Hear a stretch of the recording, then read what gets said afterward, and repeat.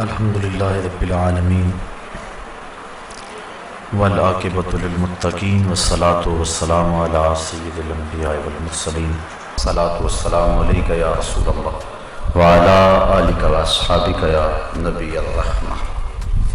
تمام حمد و ثنا، تعریف و توصیف اللہ جل مجدہ الکریم کی ذات بابرکات کے لیے جو خالق کائنات بھی ہے اور مالک شہنشاہات بھی۔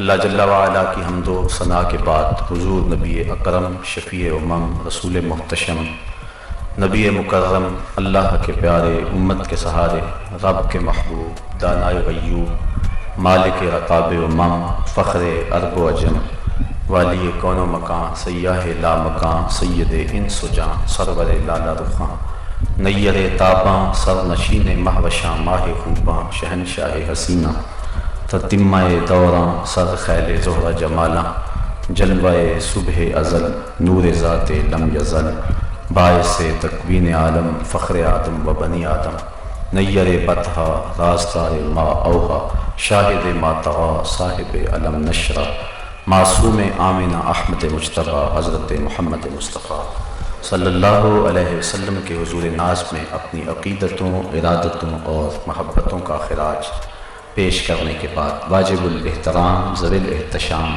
برادران اسلام، السلام علیکم ورحمۃ اللہ وبرکاتہ۔ قرآن مجید کی جس آیت نور کی آپ کے سامنے تلاوت کرنے کا شرف حاصل ہوا ہے، اس میں اللہ تعالیٰ جل شانہ نے ارشاد فرمایا کہ اس کے ساتھ کسی کو شریک نہ ٹھہراؤ اور اس کی عبادت کرو، والدین کے ساتھ اس میں سلوک کرو، اقربا رشتہ داروں کے ساتھ، یتامى مساکین کے ساتھ، اور قریبی رشتہ دار ہمسائے کے ساتھ اور اجنبی ہمسائے کے ساتھ، اور مسافر کے ساتھ، اور جو تمہارے ملک تمہاری لونڈیاں ہیں ان کے ساتھ حسن سلوک کرو۔ بے شک اللہ تعالیٰ اترانے والے، فخر کرنے والے کو پسند نہیں کرتا ہے۔ حقوق اللہ، حقوق العباد اور حقوق النفس، حقوق کو ان تین صورتوں میں ایک تقسیم کے انداز میں تقسیم کیا جاتا ہے۔ حضرت معاذ بن جبل رضی اللہ تعالی عنہ فرماتے ہیں کہ میں حضور کا ردیف تھا، یعنی حضور کے ساتھ سواری پہ بیٹھا ہوا تھا، اور حضور دراز گوش پہ جلوہ فراز تھے۔ تو حضور نے مجھے ارشاد فرمایا، یا معاذ اتدری ما حق اللہ علی العباد، اے معاذ جانتا ہے کہ بندوں پر اللہ کے حق کیا ہیں؟ قال اللہ و رسولہ عالم، عرض کی اللہ اس کا رسول خوب جانتا ہے۔ صحابہ کو کسی معاملے کے بارے میں یقینی پتہ بھی ہوتا، حضور پوچھتے تو وہ یہی جملہ عرض کرتے، جس طرح حجۃ الوداع کے موقع پہ آخری حج حضور نے فرمایا، صحابہ کو فرمایا کہ صحابہ جانتے ہو آج دن کون سا ہے؟ تو عرض کی اللہ و رسولہ عالم۔ پھر کہا جانتے ہو کہ یہ مہینہ کون سا ہے؟ کہا اللہ و رسولہ عالم۔ کہا جانتے ہو کہ یہ شہر کون سا ہے؟ کہا اللہ و رسولہ عالم۔ کسی نے صحابہ سے پوچھا کہ تمہیں پتہ نہیں تھا کہ آج عرفہ کا دن ہے؟ تمہیں پتہ نہیں تھا کہ یہ مہینہ ذو الحج کا ہے اور یہ شہر مکہ المکرمہ ہے؟ اس میں کون سی کوئی بات تھی؟ فرمانے لگے کہ ہمیں یہ تو پتہ تھا، لیکن حضور کی منشا کا پتہ نہیں تھا کہ حضور کیا چاہ رہے ہیں۔ اللہ اکبر۔ تو جس چیز کا یقیناً انہیں پتہ ہوتا تھا اس کے بارے میں بھی کہتے تھے اللہ و رسولہ عالم، اللہ اس کا رسول خوب جانتا ہے۔ تو کہتے ہیں میں نے عرض کی حضور اللہ اور اس کا رسول خوب جانتا ہے۔ تو حضور علیہ السلام نے ارشاد فرمایا، ان یعبد اللہ ولا یشرک بہ شیئا، کہ اللہ کی عبادت کریں بندے، اسی کو پوجیں اور اس کے ساتھ کسی کو شریک نہ ٹھہرائیں۔ یہ اللہ تعالیٰ کا بندوں پہ حق ہے۔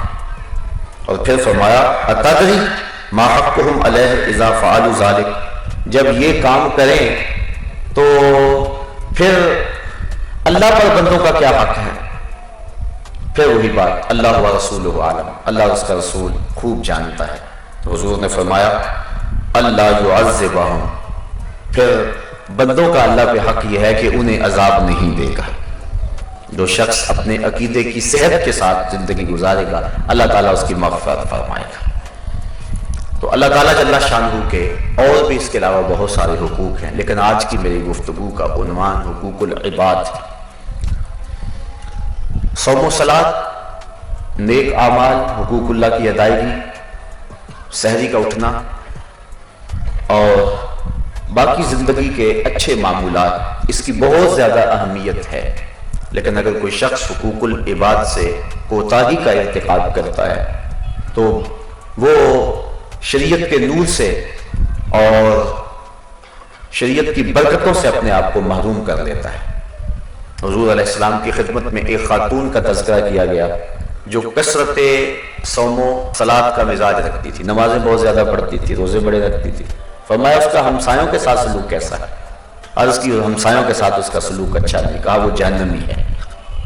اور ایک عورت کا تذکرہ کیا جس کی نمازیں اور روزے تو معمول کے تھے لیکن ہمسایوں کے ساتھ اس کا سلوک اچھا تھا، فرمایا وہ اہل جنت سے ہے۔ تو حقوق العباد کو خاصی اہمیت دی گئی ہے شریعت اسلامیہ کے اندر۔ والدین کے حقوق ہیں، اولاد کے حقوق ہیں، عامت المسلمین کے حقوق ہیں، عورتوں کے حقوق ہیں، بچوں کے حقوق ہیں، ہمسایوں کے حقوق ہیں، رشتہ داروں، اعزاء و اقارب کے حقوق ہیں، حتیٰ کہ غیر مسلموں اور ذمیوں کے حقوق ہیں اور جانوروں کے حقوق ہیں۔ اسلام نے ہر چیز کو واضح اور کھل کر بیان کیا ہے، کوئی امر مخفی نہیں رکھا۔ والدین کے حقوق کے حوالے سے شریعت میں ترغیب دی گئی اور یہاں تک فرمایا گیا کہ ان کے سامنے اف تک بھی نہ کرو، ان کی قلبی نزاکت کا بھی تم خیال رکھو کہ کہیں ان کے دل میں تمہارے بارے میں کوئی اتنا میل بھی نہ آنے پائے اور تمہاری طرف سے اتنا بوجھ بھی اور اتنی تکلیف نہ پہنچے۔ علماء نے اس کی تشریح میں لکھا ہے کہ جب والدین بوڑھے ہو جائیں اور بندہ ان کو اٹھا کر کے لے جاتا ہے بول و براز کے لیے تو بعض کا چارپائی پر ہی بول و براز نکل جاتا ہے، تو انسان اس بدبو اور تعفن سے بچنے کے لیے اپنی ناک پہ کپڑا رکھ لیتا ہے۔ یہ نفرت والدین سے نہیں ہے، یہ نفرت اس غلاظت سے۔ تو والدین چونکہ بوڑھے ہیں تو اولاد کے اس رویے سے ان کے دل کو تکلیف کا امکان ہے کہ شاید میری اولاد میرے سے نفرت کر رہی اور اب اپنی ناک پہ کپڑا رکھ رہی ہے۔ تو علماء نے لکھا ہے کہ اپنی ناک پہ کپڑا نہ رکھو، تکلیف سہ لو لیکن اپنی ناک کو نہ ڈھانپو، چونکہ اس سے والدین کو چونکہ تکلیف ہوگی تو اس چیز کا بھی لحاظ اور خیال رکھا جائے۔ حضرت امام حسن نے ساری زندگی حضرت فاطمہ زہرا رضی اللہ تعالیٰ عنہ کے ساتھ کھانا نہیں کھایا۔ ایک دن انہوں نے کہا بیٹا میرا جی چاہتا ہے کہ تم میرے ساتھ بیٹھ کے کھاؤ اور تم نے آج تک کھایا نہیں۔ تو عرض کی کہ اماں جی اس ڈر سے کہ کسی لقمے کی طرف آپ کی نظر سبقت لے جائے لیکن آپ کا ہاتھ نہ بڑھے اور میں آپ کے ارادے سے عدم آگہی کی وجہ سے اس لقمے کو آپ سے پہلے اٹھا لوں اور آپ ماں ہونے کے ناطے سے مجھے روکیں بھی نہ، تو یہ میرے لیے بے ادبی ہے کہ جس لقمے کو اٹھانے کا عزم آپ کر چکی ہیں میں آپ سے پہلے اس کو اٹھا کے اپنے منہ میں ڈال لوں۔ یہاں تک خیال اور لحاظ رکھا گیا ہے اور والدین کی تعظیم کا حکم دیا گیا ہے۔ اور سچی بات ہے جو حضور نے فرمایا کہ والدین کے حقوق ادا ہی نہیں ہو سکتے الا یہ کہ ان کو غلام پائے اور خرید کے آزاد کرتے ہیں۔ اس طرح ماں کے حقوق الگ سے بیان فرمایا۔ ایک صاحب پوچھتے ہیں حضور کی بارگاہ میں کہ میرے حسن سلوک کا سب سے زیادہ مستحق کون ہے؟ تو فرمایا تیری ماں۔ عرض کی سما من، پھر کون؟ فرمایا تیری ماں۔ پھر کہا سما من حضور پھر کون؟ پھر فرمایا تیری ماں۔ تو پھر اس نے چوتھی مرتبہ پوچھا تو فرمایا تیرا باپ۔ علماء نے اس کی تشریح میں لکھا ہے کہ چونکہ ماں پہلے ایام حمل کی تکلیف، پھر وضع حمل کی تکلیف اور پھر پرورش کی، دودھ پلانے چھڑانے اور اس کی تربیت کی تکلیف، 3 مراحل سے گزرتی ہے اور باپ صرف تیسرے مرحلے میں شامل ہوتا ہے۔ اس لیے ماں کا تذکرہ 3 مرتبہ فرمایا اور باپ کا تذکرہ 1 مرتبہ فرمایا۔ تو والدین کے حقوق ہیں ہمارے ذمہ، ان کو آسودگی دیں، انہیں خوش رکھیں، ان کی ناراضگی سے بچیں۔ اللہ کی رضا والدین کی رضا میں ہے اور اللہ کی ناراضگی والدین کی ناراضگی میں۔ رضا اللہ فی رضا الوالد و سخط اللہ فی سخط الوالد۔ اسی طرح والدین کے حقوق جس طرح اولاد کے ذمے ہیں اس طرح والدین کے ذمے اولاد کے حقوق بھی ہیں۔ کہ ان کی اچھی تربیت کریں، ان کا اچھا نام رکھیں، ان سے پیار کریں۔ حضرت امام حسن رضی اللہ تعالی عنہ کا حضور نے منہ چوما تو اقرع بن حابس التمیمی جو کہ اپنی قوم کے سردار تھے وہ پاس بیٹھے ہوئے تھے۔ جب اس منظر کو انہوں نے دیکھا تو کہا حضور میرے 10 بیٹے ہیں، میں نے تو کبھی ان کے ساتھ یوں پیار نہیں کیا۔ حضور نے فرمایا من لا یرحم لا یرحم، جو رحم نہیں کرتا اس پہ بھی رحم نہیں کیا جائے گا۔ تو ترغیب دی اس بات کی کہ اپنی اولاد کے ساتھ اس نے سلوک کرو، اپنی اولاد کے ساتھ پیار کرو، وہ تمہارے پیار کی طالب ہے، تمہارے پیار کی بھوکی ہے، تم اسے پیار دو، اس کو محبت دو، ان کا اچھا نام رکھو، ان کو دین سکھاؤ۔ 5-7 سال کے ہو جائیں تو مسجد میں انگلی لگا کے لاؤ، 10 سال کے ہو نماز نہیں پڑھتے تو ان کو مار کے نماز پڑھاؤ۔ ترغیب دی گئی، ان کے بستر الگ کر دو، وقت پہ ان کی شادی کر دو، ہر شے بیان فرمائے۔ حضرت سعد بن ابی وقاص رضی اللہ تعالی عنہ نے حضور سے عرض کی کہ میں اپنے مال کے بارے میں وصیت کرنا چاہتا ہوں، یعنی بہت سارا مال ہے، تو اب میرا وقت آ کر آ گیا۔ مکے میں آپ کا وصال ہونے لگا تھا، حضور اس بات کو پسند نہیں کرتے تھے کہ جہاں سے کسی کی ہجرت ہو وہاں ہی اس کا وصال ہو، اس لیے فرمایا اللہ خیر کرے۔ انہوں نے کہا حضور میں وصیت کرنا چاہتا ہوں، سارے مال کی کر دوں؟ فرمایا نہیں۔ آدھے کی کر دوں؟ فرمایا نہیں۔ تو کہا تیسرے حصے کی کر دوں؟ فرمایا ہاں تیسرے حصے کی کر دے۔ اور ساتھ فرمایا کہ اپنی اولاد کو کنگال چھوڑ کے جائے اور بے آسرا چھوڑ کے جائے، یہ بہتر نہیں ہے، یہ بہتر ہے کہ تو ان کے لیے کچھ چھوڑ کے جائے۔ اس لیے سارے مال کو راہ خدا میں خیرات کرنے سے اور سارے مال پر وصیت کرنے سے انہیں روک دیا، چونکہ آخری وقت تھا ان کا۔ اس لیے فرمایا کہ نہیں، حالانکہ ان کی ایک ہی بیٹی تھی، کہا کہ نہیں تو ان کو کنگال چھوڑ کے جائے تو یہ بہتر نہیں ہے کہ وہ لوگوں سے مانگتے پھریں اور لوگوں کے سامنے جھولی پھیلاتے پھریں۔ جس نے آسودگی دیکھی ہو پھر اس کے لیے یہ مسئلہ اور زیادہ مشکل ہوتا ہے، اس لیے فرمایا کہ نہیں ایسا نہیں ہے۔ تو تہائی حصے کے اندر فرمایا کہ تم وصیت کر سکتے ہو۔ اللہ اکبر۔ تو اس طرح اولاد کے حقوق ہیں، میاں بیوی کے آپس کے حقوق ہیں، یہ بھی حقوق کی جو ہے وہ فہرست میں ایک اہم شے ہے۔ اور ہماری آئلی زندگی کا قیام میاں بیوی کے خوشگوار تعلقات میں ہے۔ جب میاں بیوی کے تعلقات اچھے نہیں ہوں گے تو اولاد پر برا اثر پڑے گا، گھر جہنم بن جائے گا۔ سارے دن کا تھکا ہوا شخص جب شام کو پہنچے گا تو اس کو سکون ملنے کی بجائے الٹی تکلیف ہوگی، پھر گھر سے گریز اختیار کرنے لگ جائے گا اور دوریاں بڑھے گی اور گھر ٹوٹ جائیں گے۔ اس لیے حقوق بیان فرمائے۔ اور ایک بڑی خوبصورت بات ارشاد فرمائی کہ اگر تمہیں بیوی کی کچھ چیزیں ناپسند ہیں، کچھ عادتیں تمہیں پسند نہیں، تو اس کی کوئی ایسی عادتیں بھی تو ہوں گی جو تمہیں پسند ہیں۔ یہ کتنی بڑی بات ہے اور گھروں کو جوڑنے کے لیے کتنا حکمت آمیز جملہ ہے۔ اور اس طرح بیوی کو کہا کہ اگر اللہ کے علاوہ کسی کو سجدہ جائز ہوتا تو میں بیوی کو حکم دیتا کہ وہ اپنے شوہر کو سجدہ کیا کرے۔ یعنی کتنی اہمیت ہے شوہر کی۔ حضور فرمایا 4 اشخاص ایسے ہیں جب مریں گے تو جنت میں جانے میں کوئی رکاوٹ نہیں ہوگی۔ ایک وہ شخص جس نے ایسی سچی توبہ کی کہ گناہ کی طرف پلٹنا اتنا مشکل ہے، جس طرح تھن سے نکلا ہوا دودھ واپس نہیں جا سکتا، وہ دوبارہ گناہ کی زندگی اختیار نہیں کر سکتا۔ دوسرا وہ شخص کہ جس نے اپنے والدین کو راضی کر لیا۔ تیسرا وہ شخص کہ جس کی اولاد زیادہ تھی، ذرائع آمدنی تھوڑے تھے، لیکن اس نے اپنی اولاد کے پیٹ میں حرام کا لقمہ نہیں جانے دیا۔ اور چوتھی وہ عورت جو اس حال میں مری کہ اس کا شوہر اس پہ راضی تھا۔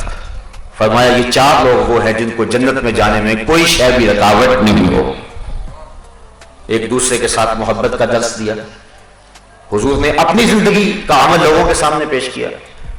حضرت خدیجہ الکبریٰ رضی اللہ تعالی عنہا کے لیے حضور کے جو محبت بڑے جذبات تھے، ان کی وفات کے بعد جانور ذبح کرتے اور ان کی سہیلیوں کے گھروں میں گوشت بیچتے تاکہ ان کی روح کو آسودگی ہو۔ حضرت عائشہ رضی اللہ تعالی عنہا ام المومنین کو حمیرہ کہہ کے پکارتے، بلکہ فرمایا کہ عائشہ کی مثال ایسے ہے جس طرح کھانوں میں سرید ہوتا ہے۔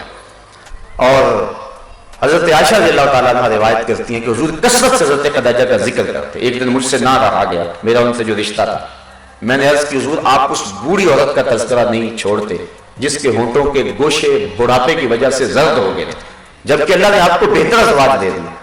حضور غصے میں آگے فرمایا عائشہ مجھے خدیجہ کے بارے تکلیف نہ دو، جب پورے مکے نے میرا انکار کیا تھا اس خاتون نے میرا اقرار کیا تھا، جب سارا زمانہ دشمن ہو گیا تھا تو انہوں نے دل جوئی کی تھی۔ کہتے ہیں واللہ اس کے بعد میں نے کبھی ان کے بارے میں کوئی بات نہیں کی ہے۔ اور حضرت خدیجہ الکبریٰ کا جب آخری وقت آیا تو انہوں نے حضور سے چادر رحمت مانگی، حضور یہ چادر عنایت کر دیں۔ پوچھا کیوں؟ عرض کی حضور بخار جان لیوا ثابت ہو رہا ہے، میں چاہوں گی کہ اس چادر سے مجھے کفن دیا جائے۔ کسی شوہر کے بارے میں کسی بیوی کی اس سے بڑی گواہی کیا ہو سکتی ہے کہ وہ کہہ رہی ہے کہ اگر مجھے میرے شوہر کی چادر مل جائے تو میری نجات کی ضمانت ہے. یہ حضور علیہ السلام کی زندگی کا حسن ہے جو نکل کے سامنے آ رہا ہے. تو عرض کی کہ حضور مجھے چادر دے دیں.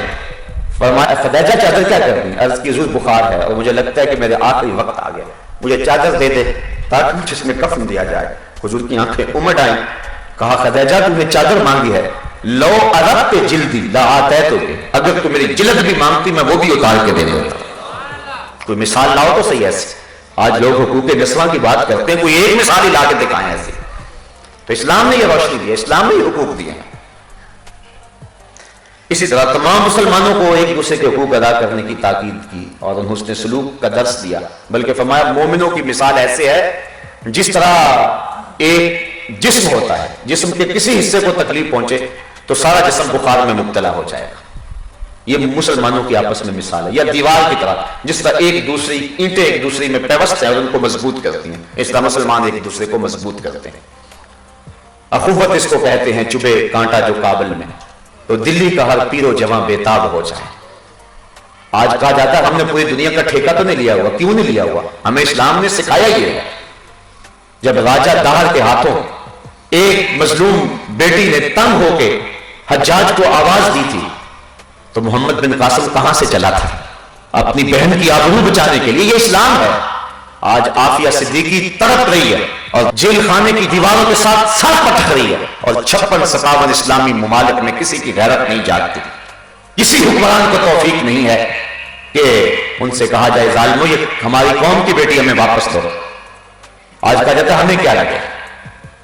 عجیب صورتحال ہے, عجیب رنگ ہے. مسلمانوں کی مثال یہ ہے کہ ایک تو تکلیف ہو سارے بےتاب ہو جاتے. اسی طرح رشتہ داروں کے حقوق ہیں.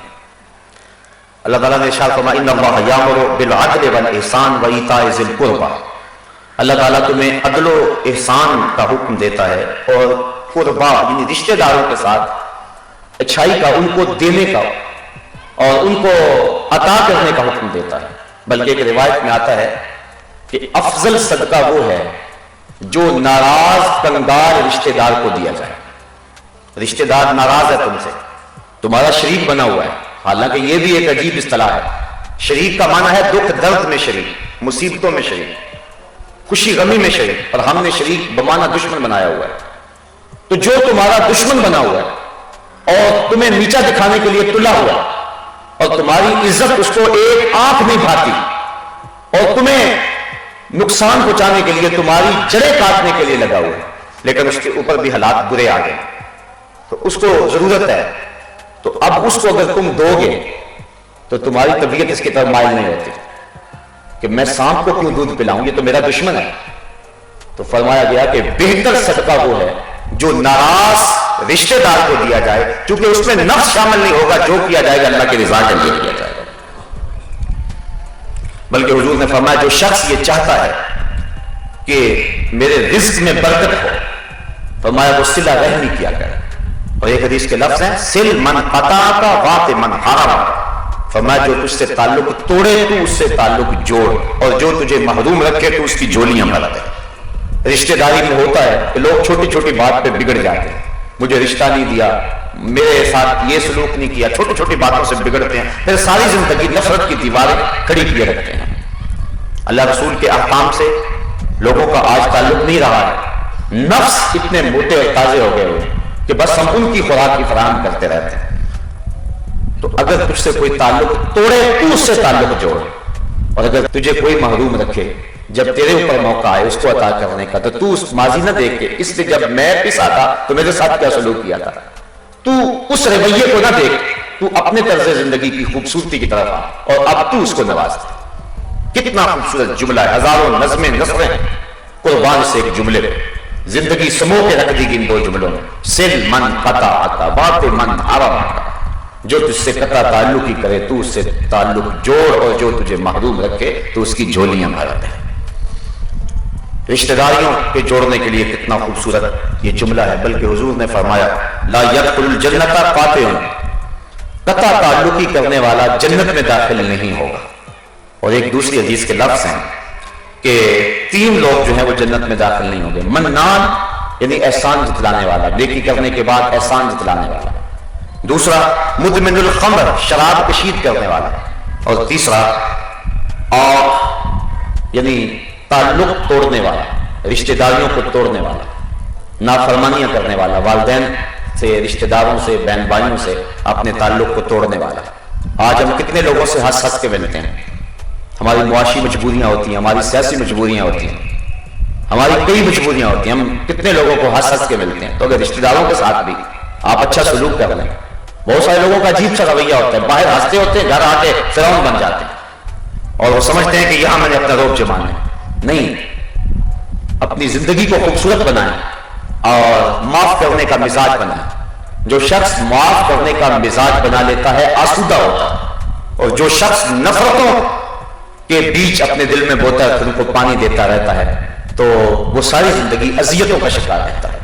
اس لیے اگر خود آسودہ رہنا چاہتے ہو تو لوگوں کو آسودگی پہ جاؤ۔ فرمایا لا ضرر ولا ضرار، نہ کسی کو دکھ دو اور نہ تمہیں کوئی دکھ دے، سادے لفظوں میں جیو اور جینے دو، یہ پالیسی اختیار کرو زندگی میں، تو زندگی خوبصورت ہو جائے گی۔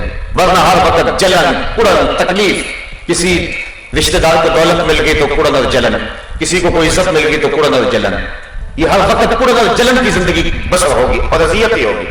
تمہارا حسد، تمہاری کڑن، تمہارا جلنا اس کی عزتوں کو نہیں چھین سکے گا۔ اس لیے تم اپنا مزاج اچھا بناؤ۔ کسی کی طرف جب انگلی اٹھاتے ہو تو سوچا کرو کہ باقی انگلیاں تمہاری اپنی طرف اٹھتی ہیں، تو مت کسی پہ انگلی اٹھاؤ، معاف کرنے کا مزاج ڈالو، صلہ رحمی اپنا شعار بناؤ، اور اس سے معاشرے کے اندر حسن پیدا ہو۔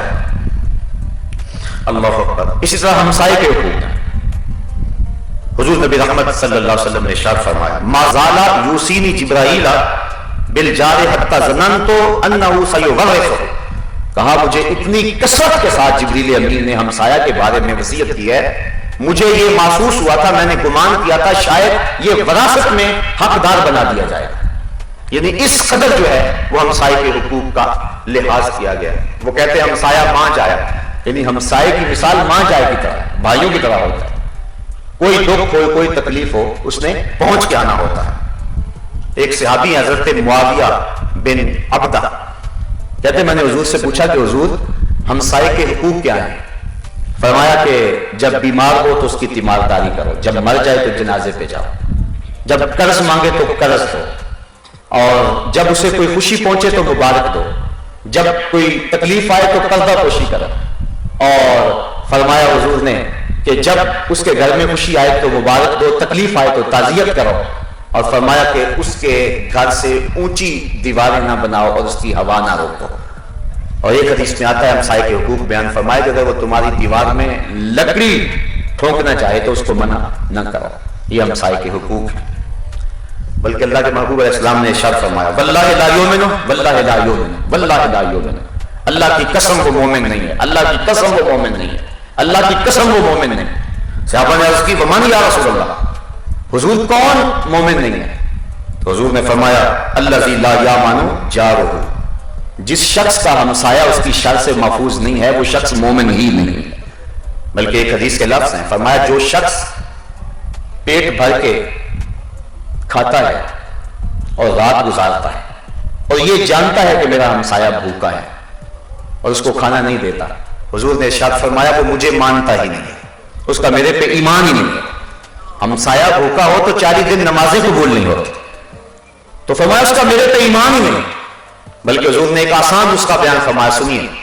حضور فرماتے ہیں کہ جب تم کھانا پکاؤ تو تھوڑا سا پانی زیادہ ڈال لو اور شوربہ ہمسایوں کے گھر بھی بھیج دو، یہ ہمیں شریعت نے حکم دیا۔ اگر ایسا ہم نہیں کر سکتے تو پھر حکم ہے کہ ایسے زاویے میں کھانا پکائیں کہ ہمسائے کے بچوں تک اس کی خوشبو نہ پہنچے، کیونکہ مزدور کے غریب بچے اگر اپنے باپ سے اس کی فرمائش کر بیٹھے تو وہ فرمائش کو پورا نہ کر سکا تو پھر اس کا علاج کس کے پاس ہوگا؟ یا تو تم تھوڑا سا پانی زیادہ ڈال لو، شوربے کی پیالی ایک بھیج دو، کوئی حرج نہیں ہے اس میں، تمہارا کیا بگڑے گا؟ اور یا پھر ایسے زاویے میں تم وہ چیز پکاؤ کہ اس کی بو ہمسائے کے گھر نہ پہنچے۔ کہ بچے اگر وہ پڑے ضد کر بیٹھے، بچے تو بچے ہوتے ہیں، انہیں کیا پتا ہوتا ہے ہمارے والدین کی پوزیشن کیا ہے، بچے تو کھیلنے کے لیے چاند بھی مانگ لیتے ہیں، بچے تو امیر اور غریب کے ایک جیسا مزاج رکھتے ہیں، یہ تو بعد میں پتا چلتا ہے کہ ہم غریب ہیں اور ہماری حالت یہ ہے۔ جب جمع ہوتے ہیں، پروان چڑھتے ہیں اور حالات کا جبر سہتے ہیں، پھر انہیں پتا چلتا ہے ہم نے تو عید کے دن بھی آلو چھولے بیچنے ہیں، ہمیں تو عید کے دن بھی غبارے بیچنے ہیں، ہمیں تو عید کے دن بھی بسوں میں پانی بیچنا ہے اور کنڈکٹروں کے دھکے کھانے ہیں. یہ تو بعد میں پتا چلتا ہے، لیکن بچپن میں تو نہیں پتا ہوتا ان کو. تو وہ اپنے ماں باپ سے ہر وہ مطالبہ کر لیتے ہیں جس مطالبے کو وہ پورا نہیں کر سکتے، تو ماں باپ پھر پریشان ہو جاتے ہیں. وہ کیا کسی نے کہا تھا، دوپہر کو سلا دیتی ہے بچوں کو وہ اس ڈر سے، دوپہر کو سلا دیتی ہے بچوں کو وہ اس ڈر سے، گلی میں پھر کھلونے بیچنے والا نہ آ جائے. یہ تو لوگوں سے پوچھے کہ جو محرومیوں کا شکار ہیں کہ وہ روتے ہوئے بچوں کو کیسے چپ کراتے ہیں، بچوں کی آرزوئیں اور مچلتی ہوئی تمناؤں کو کس طرح جو ہے وہ خاموش کرواتے ہیں. آپ روز دیکھتے نہیں کہ لوگ ماں باپ اپنے بچوں کی آرزو پورا نہیں کر سکتے تو وہ خودکشی کر جاتے ہیں. تو یہ حالات پیدا ہو جاتے ہیں. ماں جب اپنے بیٹے کو بلکتا ہوا دیکھتی ہے اور اس کو دودھ بھی فراہم نہیں کر سکتی تو اس ماں کے کلیجے کے جو جذبات ہیں، اس دل کی جو حالت ہے، اس کو لفظوں کا کوئی روپ نہیں دیا جا سکتا ہے. اللہ نے ماں کا دل اتنا گداز اور نرم بنایا ہوا، اس لیے حضور نے کتنا خوبصورت جملہ ارشاد فرمایا کہ گوشت پکاؤ اگر تو تھوڑا سا پانی زیادہ ڈال لو اور ہمسایوں کے گھر بھی ایک پیالی بھیج دو. یہ مزاج بناؤ. ایک زمانہ تھا یہ مزاج تھا، آج یہ مزاج ختم ہو گیا. آج ہر شخص اپنے گھر میں، بعض اوقات ہمسائیگی کے اندر ایک غریب آدمی ہوتا ہے، ہم شادی پہ بھی نہیں اس کو بلاتے. اس وقت بھی ہم جو فہرست مرتب کرتے ہیں تو اس وقت سوچتے ہیں کہ جس کے آنے سے ہمارے گھر میں عزت ہوگی اور جس کے آنے سے ہمارا وقار بڑھے گا اور جو ہے وہ ہمیں معاشرت داد دے گا. غریبوں کو تو اس موقع میں بھی نہیں پوچھتا. اور حضور نے فرمایا شر الطعام طعام الولیمہ، بدترین کھانا ولیمے کا کھانا ہے جس میں عمر آپ کو تو بلایا جائے اور غلام آپ کو نظر انداز کیا جائے. وہ بدترین کھانوں میں کھانا حضور نے بیان فرمایا. تو جب بھی آپ شادی کریں، بیاہ کریں، تو اس وقت جن سے نیوندرا ملنے کی کوئی توقع نہیں ہے ان غرباء اور مساکین کو بھی آپ بلائیں اور بٹھائیں، ان کو بھی عزت سے کھانا کھلائیں. دیکھیں آپ کو اللہ برکت نصیب فرمائے گا. تو اس لیے حضور نے فرمایا اپنے ہمسایوں کے ساتھ اس انداز کے اندر سلوک کرو. اللہ اکبر. حضرت ام المومنین سیدہ عائشہ رضی اللہ تعالی عنہا کہتے ہیں میں نے حضور سے عرض کی حضور میرے دو ہمسائے ہیں تو میں کس سے ابتدا کروں؟ تو فرمایا جس کا دروازہ تمہارے دروازے کے قریب ہے. ہمسائے اگر دو ہوں تو دیواریں سب کی لگتی ہیں، بعض کہتے ہیں گھر کو 5-6 گھروں کی دیواریں لگتی ہیں. تو کہا کہ جس کا دروازہ تمہارے دروازے کے قریب ہے وہ قریبی ہمسایہ ہوگا. ویسے علماء نے فرمایا ہے کہ ہمسایہ 40 گھروں تک ہوتا ہے. آس پاس کے 40 گھر جو ہیں وہ ہمسائے کہلائیں گے. حضور نبی رحمت صلی اللہ علیہ وسلم کا ایک اور فرمان سنیے. فرمایا جو شخص اپنے دوستوں کے ساتھ اچھا ہے اور اپنے ہمسایوں کے ساتھ اچھا ہے وہ اللہ کی نظر میں بھی اچھا ہے، اور جو اپنے دوستوں اور اپنے ہمسایوں کے ساتھ اچھا نہیں ہے وہ اللہ کی نظر میں اچھا نہیں ہے. اس لیے اپنے آپ کو ہمسایوں کے لیے نفع بخش بناؤ اور دوستوں کے لیے نفع بخش بناؤ. وہ تمہیں تکلیف بھی پہنچائے تو کوئی حرج نہیں ہے. ہمسایہ تو کافر ہو پھر بھی ساتھ اس کے حسن سلوک کرنے کی تاکید کی گئی ہے. اور حضور فرمایا اگر وہ قرض مانگے تو اس کو قرض بھی دو. اسی طرح غلاموں کے حقوق ہیں. حضرت ابو ذر رضی اللہ تعالی عنہ سے حضور نے فرمایا کہ یہ تمہارے بھائی ہیں، اللہ نے انہیں تمہارے ماتحت کر دیا. جو تم خود کھاتے ہو انہیں کھلاؤ اور جو خود پیتے ہو انہیں پلاؤ اور جو خود پہنتے ہو انہیں پہناؤ. یعنی انہیں اس احساس میں مبتلا نہ ہونے دو. بلکہ حضور نے فرمایا کہ ان کو بیٹا یا بچہ کہہ کے پکارو. یعنی ان کو او میرے غلام ہو میرے نوکر نہ کہو، بلکہ ان کو بھائی کہہ کے پکارو، ان کو بیٹا کہہ کے پکارو. اگر لونڈی ہے تو اس کو بچی کہہ کے پکارو. آج غلاموں کا تصور تو ختم ہو گیا، یہ اسلام کے فیضان سے ہوا ہے. آج دنیا بات تو کرتی ہے یورپ کی. غلامی ختم کرنے کے لیے یورپ نے جو بل پاس کیا ہے اسمبلی میں پاس ہوتے ہوتے پورے 19 سال لگے، لیکن اسلام نے آتے ہی غلامی کی زنجیریں توڑ دی اور ہر طرف آزادی ہی آزادی ہوئی. اور جو مختلف کفاروں میں غلام آزاد کرنے کا حکم دیا، قسم کھا بیٹھو تو غلام آزاد کرو، اور تم جو ہے وہ زہار کر بیٹھو تو غلام آزاد کرو. اسی طرح مختلف کفاروں کے اندر روزہ توڑ بیٹھو تو غلام آزاد کرو. تو تاکید کی گئی اور ایک وقت آیا کہ غلامی ختم ہو گئی. اور غلام جب تک موجود تھے غلاموں کو عزت تھی. آپ جانتے ہیں فتح مکہ کے دن حضور کے پیچھے جو شخص بیٹھا ہوا تھا وہ کسی سردار کا بیٹا نہیں تھا، ایک چھوٹا سا بچہ تھا. حضور اس کو پیار کرتے تھے، وہ خوشی سے اچھلنا چاہتا تھا، حضور اس کو روکتے تھے. وہ کون تھا؟ حضور کا نواسا تھا. تاریخ کا جواب نفی میں. کسی انصاری سردار کا بیٹا؟ جواب نفی میں. کسی قریشی سردار کا بیٹا؟ جواب نفی میں. کون ہے وہ؟ حضور کے منہ بولے بیٹے اور آزاد کردہ غلام حضرت زید بن حارثہ کا بیٹا حضرت اسامہ بن زید ہے. وہ ہے اس دن جو فتح مکہ کے دن حضور کے ساتھ بیٹھا ہوا ہے. وہ اس بات کا اعلان ہے کہ آج کی فتح غلاموں کو آزادی کا پیغام دے رہی ہے. ایک غلام کو یوں جگہ دی اور دوسرے غلام بلال حبشی کو کعبۃ اللہ کی چھت پہ چڑھا دیا. اور کہا بلال یہاں کھڑے ہو کر اذان پڑھو، سارے کرشی نیچے ہیں، حبشی اوپر ہے۔ اور اقبال کہتا ہے اذان ازل سے تیرے عشق کا ترانہ بنی، اذان ازل سے تیرے عشق کا ترانہ بنی، نماز تو اس کی دید کا ایک بہانہ بنی، ادائے دید سراپا نیاز تھی تیری، کسی کو دیکھتے رہنا نماز تھی تیری۔ جب اذان دے تو قبلہ کی طرف منہ کرتے ہیں، تو جب کھڑائی کعبۃ اللہ کے اوپر ایک شخص ہے تو اب کدھر منہ کرے؟ جدھر منہ کرے گا قبلہ ہوگا۔ حضور طواف کر رہے ہیں، بلال حبشی اذان بھی دیتے جا رہے ہیں اور جدھر جدھر حضور جاتے ہیں گھومتے بھی چلے جا رہے ہیں۔ اللہ اکبر۔ تو یہ اسلام کا دیا ہوا فیضان ہے۔ آقا کا جوتا دھوپ سے اٹھا کر غلام چھاؤں میں رکھتا ہے تو آقا کوڑے برساتا ہے کہ تو نے میرا جوتا میرے پوچھنے کے بغیر کیوں اٹھایا ہے؟ وہ کہتا ہے دھوپ میں خراب ہو رہا۔ آقا دلیل ماننے کے لیے تیار نہیں ہے۔ آقا کہتا ہے تو خود سر ہو گیا، تو متکبر ہو گیا، تیری خوئے غلامی بدلنے لگی ہے، تجھے اپنی اوقات یاد نہیں رہی، میرے جوتے کو بغیر پوچھے ہاتھ لگا رہا ہے، یہ تیری اوقات؟ جب غلام کو اس معاشرے میں یہ حیثیت، اقبال کہتا ہے غلامی کیا ہے؟ ذوق حسن و زیبائی سے محرومی، جسے زیبا کہیں آزاد بندے ہیں وہی زیبا، بھروسہ کر نہیں سکتے غلاموں کی بصیرت پر کہ دنیا میں فقط مردان حر کی آنکھ ہے بینا۔ اس کی اس بصیرت کو ماننے کے لیے کوئی تیار نہیں کہ چلو دھوپ میں خراب ہو رہی تھی۔ آقا کہتا تو متکبر ہو گیا، اس لیے تو میرے جوتے کو میرے پوچھے بغیر ہاتھ لگایا۔ جس غلام کی یہ حیثیت ہے، آئیے وحی کا نور جب پھیلتا ہے، اجالے ہوتے ہیں، زمانہ روشنیوں کے حصار میں آتا ہے، حضور گئے معراج پہ واپس پلٹے، کہا بلال تو کون سے نیک عمل کرتا رہا ہے؟ میں نے جنت میں تیرے قدموں کی آہٹ کو سنا ہے۔ کیا خیال ہے اس ایک جملے نے دور غلامی کی ساری تھکن اتار نہیں دی ہوگی؟ اور بلال فرش سے اٹھ کے فراز عرش پہ نہیں پہنچ گیا ہوگا؟ یہ دیا ہوا دین ہے، غلاموں کے حقوق کا لحاظ اور ان کا خیال رکھا، اور جو ہے وہ ان کے ساتھ اس نے سلوک کی ترغیب دی۔ حضور کی جو آخری وصیت امت کے نام تھی، جب حضور نے وصال فرمایا اس کے بعد کوئی حضور نے بات نہیں کی، آخری وصیت امت کے نام جو حضور نے فرمائی ہے وہ دو وصیت ہے، الصلاۃ الصلاۃ الصلاۃ، لوگوں نماز، لوگوں نماز، لوگوں نماز، نماز نہیں چھوڑو۔ یہ تمہارے پیغمبر کی آخری وصیت ہے۔ آج ہر بندہ ڈٹائی کے ساتھ نماز سے انکار کر رہا ہے، چھوڑ رہا ہے نماز کو۔ صبح حشرات الارض بھی اپنی بلوں سے نکل کے رب کا نام پکار رہے ہوتے ہیں، یہ اشرف المخلوقات لمبی تان کے سویا ہوا ہوتا ہے۔ تمہارے رسول کی آخری وصیت الصلاۃ الصلاۃ، اور دوسرا فرمایا وما ملکت، فرمایا دو کمزوروں کے بارے اللہ سے ڈرنا، ایک تمہاری بیویاں اور ایک تمہارے غلام اور لونڈیاں۔ یہ دو کمزور ہیں، کچھ نہیں کہہ سکتے، تم جو مرضی ظلم کر لو، کیا کہنے، نہ بیوی نے بھاگ جانا ہے نہ غلام نے بھاگ جانا ہے، تو ان کے ساتھ فرمایا حسن سلوک کرا۔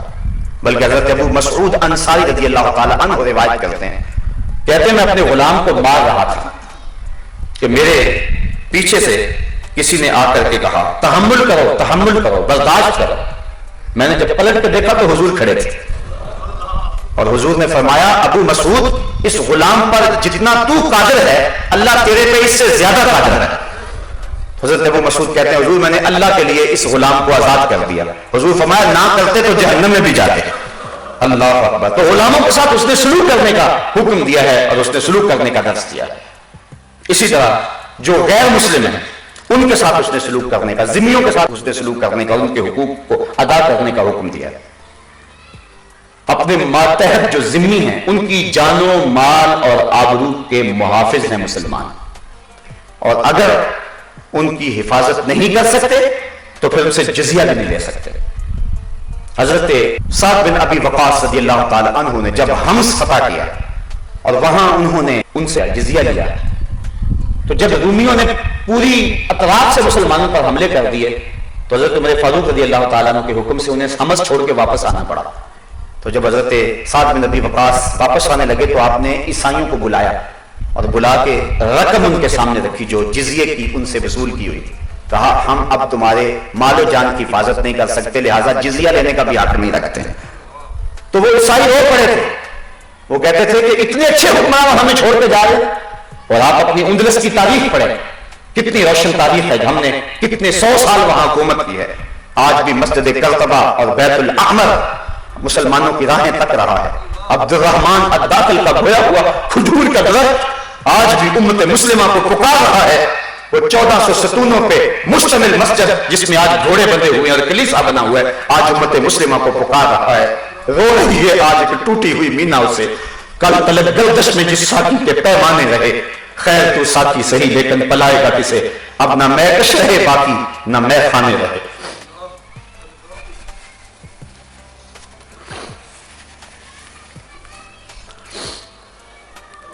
اندلس کی سرزمین ہے، قاضی القضات چیف جسٹس اپنے دروازے سے باہر نکلنے لگا تھا کہ ایک نوجوان کالے رنگ کا بھاگتا ہوا گلی سے آیا اور قاضی صاحب کو دیکھ کر کہنے لگا قاضی صاحب لوگ مجھے مارنا چاہ رہے ہیں اور میری جان کے در پہ ہیں، آپ مجھے امان دے دیں۔ قاضی صاحب نے کہا بیٹا اندر آ جاؤ، گھر لے گئے، کمرے میں بٹھایا، کھانا رکھا۔ ابھی وہ کھانا کھانے ہی لگا تھا کہ باہر دروازے پر زور زور سے دستک ہوئی۔ قاضی صاحب باہر آگے دیکھا کہ قاضی صاحب کے اکلوتے بیٹے کی لاش لیے لوگ کھڑے ہیں۔ کہا قاضی صاحب ایک بدبخت سیاہ فام عیسائی نے آپ کے بیٹے کو قتل کر دیا، ہم نے اس کا پیچھا بڑا کیا لیکن اسی گلی میں کہیں گم ہو گیا۔ قاضی صاحب نے کہا ٹھہرو، اندر گئے، دروازہ بند کر دیا، کہا تو نے کوئی آواز نہیں نکالی، باہر تالا لگا دیا، پھر آ کے بیٹے کی لاش وصول کی۔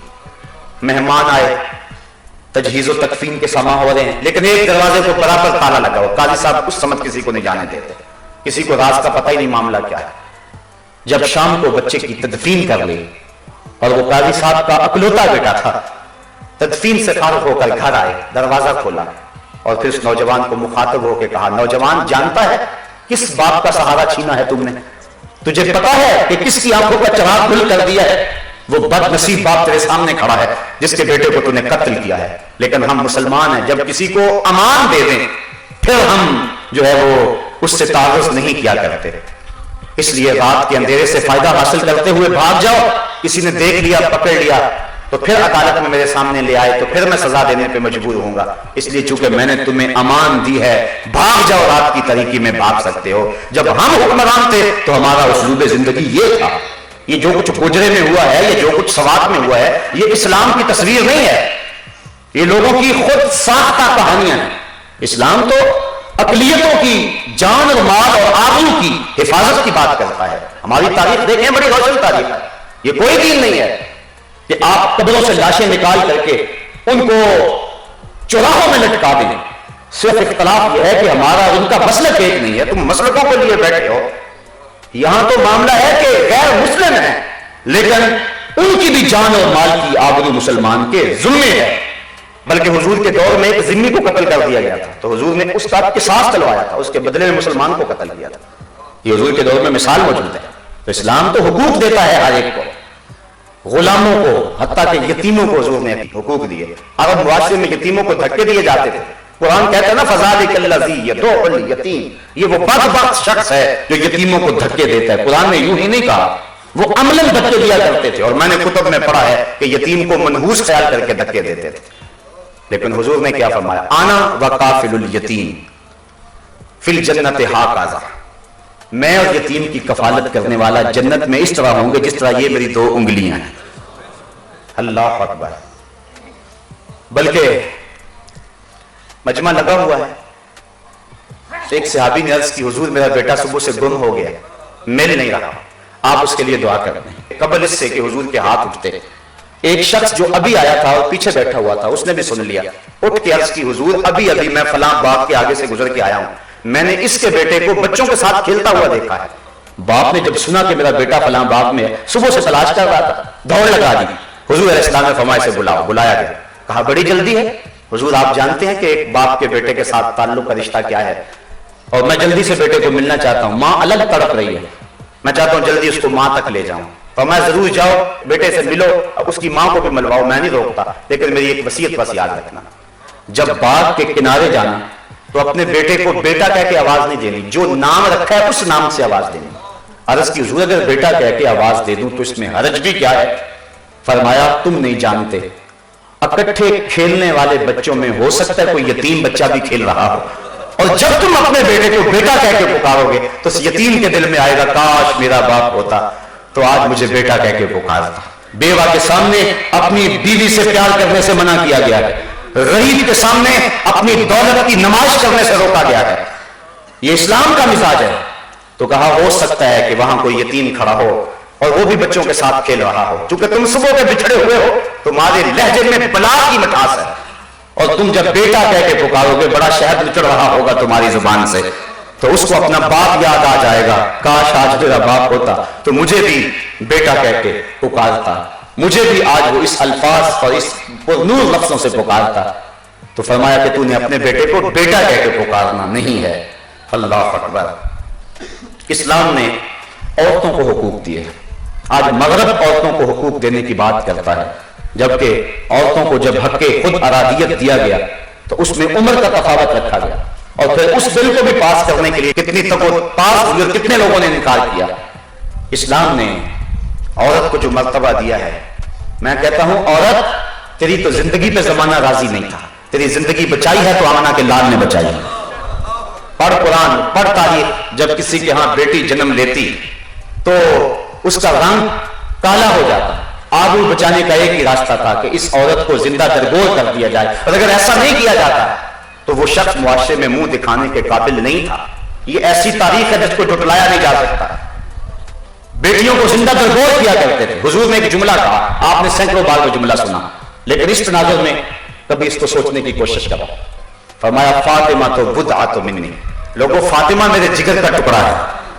اپنی بیٹی کے بارے میں بھی بڑے محبت بڑے جذبات رکھتا ہوں، آپ بھی رکھتے ہیں۔ بیٹیاں جب گھروں سے رخصت کرتے ہیں تو باپ پھوٹ پھوٹ کے روتے دیکھے ہیں۔ میں نے بوڑھے باپ کو اپنی جھکی ہوئی کمر پہ بوریاں لاد کر کے مزدوری کرتے دیکھا۔ میری شناسائی تھی شخص سے، میں نے کہا کہ اب بوڑھے ہو گئے چھوڑ دو، کہنے لگا ابھی میری ایک بیٹی ڈرتی ہے جس کی میں نے شادی کرنی ہے۔ بوڑھا باپ کمر پہ بوریاں لاد کے مزدوری کر رہا ہے، جوان بھائی فیکٹری میں اوور ٹائم لگا رہا ہے، کہ میں نے اپنی بہن کے ہاتھ پیلے کرنے۔ میں نے کہا یہ بھائی تو قتل کرتا تھا، یہ باپ تو زندہ درگور کرتا تھا، اس کو بیٹی اور بہن کے لیے یہ محبت کس نے دی؟ شکریہ ادا کرے آمنہ کے لال کا کہ انہوں نے یہ عزت دی بیٹی کو۔ اللہ کے محبوب علیہ السلام نے اس دور میں کہا، آج میں اور آپ اپنے بیٹی کے لیے کوئی ایسا محبت بڑا جملہ کہہ دیں، کوئی بات نہیں ہے، یہ ہمارا معاشرہ ہے، یہ ہمارا کلچر ہے۔ بیٹی سے پیار یہ ہماری تہذیب کا بھی حصہ ہے اور ہماری فطرت بھی ہے۔ جب فطرت سو گئی ہوئی تھی اور تہذیب خون خار تھی اور بیٹیوں کو زندہ درگور کر کے باپ فخر کرتا تھا، اس دور میں حضور نے فرمایا بیٹیوں کو زندہ درگور کرنے والوں سن لو، تم تو بیٹیوں کو زندہ درگور کرتے ہو، محمد کی بیٹی محمد کے دل کی ٹھنڈک ہے، میرا دل کا ٹکڑا ہے، میرے جگر کا ٹکڑا ہے۔ یہ کلمہ محبت بھی ہے، کلمہ جہاد بھی ہے۔ اس دور میں یہ جملہ کہنا چھوٹی بات نہیں تھی جب لوگ بیٹیوں کو زندہ درگور کر کے فخر کرتے تھے، اور اتنا بڑا جرم ہے۔ اللہ قرآن میں فرماتا ہے وَإِذَا الْمَوْءُودَةُ سُئِلَتْ بِأَيِّ ذَنبٍ قُتِلَتْ، قیامت کے دن قبروں میں گڑی ہوئی بچیاں اٹھائی جائیں گی، ان کے ظالم باپ ٹہرے میں ہوں گے۔ اللہ ان بچیوں سے پوچھے گا بِأَيِّ ذَنبٍ قُتِلَتْ، تمہیں کس جرم میں قتل کیا گیا؟ علماء نے لکھا ہے کہ بیٹیاں تو معصومیت کی عمر میں قتل کی گئی، انہیں تو پتہ ہی نہیں، ہوش نہیں سنبھالی تھی کہ گردن دبوچ دی گئی، گڑھے میں پھینک دیا گیا، اوپر سے مٹی انڈیل دی گئی۔ بیٹی باپ سے پوچھتی ہے کہ ابو میرا قصور کیا ہے، تو بیٹی کو تو پتہ ہی نہیں ہے۔ ایک صحابی حضور کی خدمت میں حاضر ہوتا ہے، زمانے جاہلیت کا واقعہ سناتا ہے کہ میں سفر پہ گیا تھا، واپس پلٹا تو میری بیٹی جو ہے وہ چلنے پھرنے اور بولنے کے قابل ہو گئی تھی، اور ماں نے اس کو بے پناہ میرا پیار سکھایا تھا، اس امید پر کہ باپ سے پیار کرے گی تو باپ کے دل میں رحم آ جائے گا۔ لیکن جب میں نے اپنے آنگن اور بیڑے میں بیٹی دیکھی تو میں جل بھن گیا، اپنی بیوی کو کوسنے دینے لگا کہ اس سے تم نے سانپ کو جنم دے دیا ہوتا تو اچھا ہوتا۔ پھر ایک دن میں نے باہر اس بیٹی کو کسی بہانے لے گیا اور اس کے لیے گڑھا کھودا، اور جب میں گڑھا کھود رہا تھا بیٹی کو نہیں پتا تھا کیا، اور میں پسینے سے شرابور ہوا تو بیٹی اپنے دوپٹے کے کونے سے میرے ماتھے کا پسینہ صاف کرنے لگی اور کہتا حضور مجھے کبھی ترس نہ آیا۔ اور پھر کیا ہوا کہ جب پسینے سے میں شرابور تھا اور پیاس سے ہلکان ہو جا رہا تھا اور میں لگا ہوا تھا گڑھا کھودنے میں نے نظر اٹھائی تو دیکھا بیٹی باہر نہیں ہے۔ میں نے دل میں کہا جان چھوٹی، کسی سمت بھاگ بھی چلی گئی، لیکن تھوڑی دیر کے بعد میں نے دیکھا کہ ایک سمت سے میری بیٹی دوڑی آ رہی ہے، اس نے اپنے دوپٹے کا ایک کونا پانی سے بھگویا ہوا اور میرے قریب آ کے نچوڑتی ہے اپنے دوپٹے اور آنچل کے کونے کو اور کہتی ہے ابو آپ کو پیاس لگی ہوگی۔ یا رسول اللہ مجھے پھر بھی ترس نہ آیا۔ اب آگے کچھ اس نے بیان کرنا چاہا، حضور نے فرمایا بس کرو میرا کلیجہ پھٹا جا رہا ہے۔ تو بیٹیوں کو زندہ درگور کر کے فخر کرتے تھے، اور اللہ فرماتا وَإِذَا الْمَوْءُودَةُ سُئِلَتْ، قیامت کے دن قبروں میں گڑی ہوئی بچیاں اٹھائی جائیں گی، ظالم باپ ٹہرے میں ہوں گے۔ اللہ ان بچیوں سے پوچھے گا تمہیں قتل کیوں کیا گیا؟ قتل بچیوں کو باپوں نے کیا ہے اور کٹہرے میں موجود ہے، انہیں پوچھا جائے، اسباب جرم محرکات میں پوچھا جائے تو نے کیوں قتل کیا؟ ان کے معصوم اور ننھے دامن پہ کیا داغ دیکھا؟ لیکن ان سے نہیں پوچھا جا رہا، پوچھا ان بچیوں سے جا رہا ہے۔ تو علماء فرماتے ہیں کہ بیٹیوں کا قتل اتنا گھنونا جرم ہے کہ اللہ تعالیٰ ان کے ظالم باپوں سے بات کرنا بھی گوارا نہیں کرتا، یہ بھی گوارا نہیں ہے کہ ان سے کلام کیا جائے، چاہے کلام عطا بھی کیوں نہ ہو۔ تو عورت کو تو حق ہی نہیں تھا، اسلام نے حق دیا، زندگی کا حق اسلام نے دیا، وراثت کا حق اسلام نے دیا۔ باپ کی وراثت میں بھی حقدار ہے، شوہر کی وراثت میں بھی عورت حقدار ہے. اس کو حق مہر کا حق اسلام نے دیا، آزادی اظہار کا حق اسلام نے دیا، نکاح میں اختیار کا حق اسلام نے دیا. یہ تو متاع سمجھی جاتی تھی، یہ تو مال سمجھا جاتا تھا، یہ تو کھلونا سمجھا جاتی تھی، اس کی آبرو سے کھیلا جاتا تھا. آپ پڑھیں تاریخ کہ عورت کے ساتھ کیا کیا سلوک نہیں ہوا ہے. افلاطون تو اس کو انسان ماننے کے لیے تیار نہیں ہے. وہ کہتا ہے کہ یہ از قبیل جن سے انسان نہیں ہے. وہ ہم شکل ضرور ہے، انسان کو جنم بھی دیتی ہے لیکن خود انسان نہیں ہے. بدھ نے کہا کہ اللہ کا قرب چاہتے ہو تو عورت سے دور ہو جاؤ، یہ بدی کا سرچشمہ ہے. عیسائیوں کے ہاں بھی یہ تصور پایا جاتا ہے. یہ فادر اور نان کی اصطلاح آپ جو سنتے ہیں، فادر اس شخص کو کہتے ہیں کہ جو عورت سے کنارہ کشی اختیار کر لیتا ہے، کہتا ہے تب مجھے قرب ملے گا. لیکن اسلام نے اس کی نفی کی قول و عمل سے. حضرت عائشہ رضی اللہ تعالی عنہا کے بستر میں حضور کو وحی آیا کرتی تھی. یہ تو کہتے ہیں عورت بدی کا سر چشمہ ہے، وہاں وحی بستر عائشہ میں آیا کرتی تھی رضی اللہ تعالی عنہا. تو یہ اسلام نے اس کو حق دیا، وراثت کا حق اسلام نے دیا ہے. لوگ کہتے ہیں عورت کی گواہی یاد ہی رکھتی ہے. اللہ نے حکمت بیان فرمائی ہے گواہی یاد اس لیے کہ ایک بھول جائے تو دوسری یاد کروا دے. باقی عورت کی گواہی کا اعتبار دیکھنا ہو، ہر شخص اپنے باپ کو باپ مانتا ہے. کس کی گواہی پہ؟ صرف اپنی ماں کی گواہی. ایک گواہی اتنی معتبر ہے کہ ہر شخص اپنے باپ کو باپ تسلیم کرتا ہے اس اکیلی گواہی پہ، اور پھر اسی گواہی پہ آگے وراثت کے احکام چلتے ہیں. وارث تبھی ہوگا اس کے مال میں. تو اسلام نے یہ عزت دی ہوئی ہے عورت کو کہ اس کی گواہی اتنی معتبر ہے کہ کہیں بھی ایک گواہی کسی اہم معاملے میں معتبر نہیں ہے سوائے عورت کے. تو اسلام نے عزت دی ہے، اسلام نے وقار دیا ہے. حتیٰ کہ اسلام نے سائل کو اور محروم کو بھی حق دیا ہے. جو تم سے مانگنے آ جائے اس کا حق یہ اسے دو، چاہے وہ گھوڑے پہ چڑھ کے ہی آئے. اور یہ نہیں کہا کہ تم اس پہ احسان کر رہے ہو، کہا نہیں، حق ہے. وفی اموالہم حق للسائل والمحروم. تمہارے اموال کے اندر سائل کا بھی حق ہے اور محروم کا بھی حق ہے. ایک وہ ہے جو مانگنے آ جاتے ہیں، ان کا بھی حق دو، اور ایک وہ ہیں کہ جو مانگتے نہیں ہیں، غربت کی چکی میں پستے ہیں لیکن اپنی سفید پوشی کے بھرم کو ٹوٹنے نہیں دیتے. کبھی ان لوگوں کو بھی دیکھا تھا، ہنستی پلکوں کے نیچے غم بھی پلتے ہیں، مگر کون دیکھتا ہے اتنی گہرائی میں. کچھ لوگ مزاج نہیں رکھتے کہ وہ سوال کریں. ہمارے سامنے حضرت ابو ہریرہ رضی اللہ تعالیٰ عنہ کی مثال ہے. فرماتے ہیں کتنے دن ہو گئے بھوک سے، کھانے کو کچھ نہ ملا. مسجد نبوی کے ایک ایسے گوشے میں بیٹھ گیا جہاں سے لوگ اندر داخل ہوتے تھے. میرا خیال تھا کوئی مجھے دیکھے گا اور چہرے سے پہچان لے گا، جب پہچان لے گا تو میرا کام بن جائے گا. حضرت ابو بکر صدیق رضی اللہ تعالی عنہ آئے. میں نے قرآن مجید کی کسی آیت کے بارے میں پوچھا اور میرا خیال تھا کہ اس دوران ان کی نظر میرے چہرے پہ پڑے گی تو میرا کام بن جائے گا، لیکن ان کی توجہ ادھر نہ گئی. وہ آیت بتائی اور چلے گئے. میں نے کہا میرا مسئلہ تو حل نہ ہوا. پھر حضرت عمر فاروق آئے. میں نے ان سے بھی کوئی مسئلہ پوچھا، انہوں نے بیان کیا اور چل دیے. میں پھر وہیں بیٹھا بھوک سے پریشان تھا کہ میرا تو مسئلہ حل نہیں ہوا. پھر کہتے ہیں دل و قلب و نگاہ کا مرشد اولین آ گیا، حضور تشریف لے آئے. جب حضور تشریف لائے تو میں نے حضور سے بھی کوئی سوال کیا تو حضور نے میری طرف دیکھا اور مسکرا کے کہا ابو ہریرہ بھوک لگی ہوئی ہے، ابو ہریرہ بھوک لگی ہوئی ہے. اللہ اکبر. میں نے عرض کیا حضور مجھے بھوک لگی ہوئی ہے، مسئلہ یہی تھا میرا. کہا جو میرے پیچھے پیچھے آ جائے. حضرت ابو ہریرہ کہتے مجھے حضور لے گئے. میں باہر کھڑا رہا، حضور حجرے میں چلے گئے. پھر تھوڑی دیر کے بعد آواز دی تو حضور کے پاس دودھ کا ایک پیالہ تھا. فرمایا ابو ہریرہ جو صفہ کے چبوترے پہ بیٹھے ہیں ان کو بھی بلا لاؤ. صرف ایک کا خیال نہیں، سب کا ہی خیال ہے. اللہ اکبر. حضرت ابو ہریرہ کہتے ہیں دودھ کا پیالہ دیکھ کے تو مجھے سہارا ہوا تھا، لیکن جب کہا نا سب کو بلا لاؤ تو مجھے پریشانی ہو گئی کہ دودھ کا تو ایک پیالہ ہے، تو یہ بیٹھنے والے جو ہیں وہ 70 لوگ تھے، لیکن حضور کا حکم تھا میں بلا لایا. سارے آ کے بیٹھ گئے. حضور نے فرمایا ابو ہریرہ یہ پیالہ لو اور دائیں سے شروع ہو جاؤ، الیمن فلیمن، دائیں سے چلتے جاؤ. کہتے ہیں میں نے پیالہ لیا اور ایک شخص کو دیا اور غور کرتا رہا. اس نے سیر ہو کے پیا لیکن ایک قطرہ بھی کم نہ ہوا. مجھے تسکین ہو گئی، اب کام بن گیا. دوسرے کو دیا، تیسرے کو دیا. لگتا تھا اس دودھ کے پیالے کا تعلق حوض کوثر کی نہروں سے جڑ گیا. جتنے بھی لوگ بیٹھے تھے 70 لوگ، ان سب کو پلا دیا. پھر حضور نے فرمایا ابو ہریرہ اب کون رہ گیا؟ کہ اللہ اکبر کیسی محبت. ابو ہریرہ کون رہ گیا؟ عرض کی حضور ایک آپ ہیں اور ایک میں ہوں. فرمایا اب تم پیو. کہتے میں نے پیا، شراب ہو کے پیا. حضور فرمایا اور پیو. کہتے میں نے اور پیا. پھر حضور فرمایا ابو ہریرہ اور پیو. کہا مجھے قسم ہے اس رب کی جس کے قبضے میں میری جان ہے، میرے جسم میں ایک قطرے کی گنجائش بھی نہیں ہے. پھر حضور نے میرے ہاتھ سے پیالہ لیتے ہوئے فرمایا ساقی القوم آخرہم شربا، جو قوم کا پلانے والا ہوتا ہے وہ خود تو آخر میں پیتا ہے اور یہ کہہ کے سارا پیالہ نوش جان کر گئے۔ اعلیٰ حضرت فرماتے ہیں کیوں جناب ابو ہریرہ، کیسا تھا وہ جام شیر جس سے 70 صاحبوں کا دودھ سے منہ بھر گیا۔ میرے استاد المکرم یہاں ایک بڑی خوبصورت بات کیا کرتے تھے، آپ فرمایا کرتے تھے یہ تو دیکھتے ہو کہ دودھ کا ایک پیالہ 70 آدمیوں کے لیے کافی ہو گیا، لیکن یہ بھی تو دیکھو کہ 2 جہاں کا سردار ہے اور 70 آدمیوں کا جوتا پی رہا ہے۔ یہ پہلو بھی تو سیرت کا دیکھو نا، یہ انداز بھی تو دیکھو نا۔ تو حضرت ابو ہریرہ کا یہ واقعہ کہتے ہیں میں سوال نہیں کرتا تھا، وہاں بیٹھ گیا۔ تو کچھ خوددار بھی ہوتے ہیں، وہ اپنی سفید پوشی کے بھرم کو توڑ نہیں سکتے، ان تک بھی پہنچے تھے۔ تمہارے مال میں حق ہے سائلوں کا بھی اور محروموں کا بھی، دونوں کی مدد کرو۔ تو اسلام نے ہمیں بندوں کے حقوق کی ادائیگی کا حکم دیا ہے اور اس کی طرف ہمیں بلایا ہے۔ وآخر دعوانا ان الحمدللہ رب العالمین۔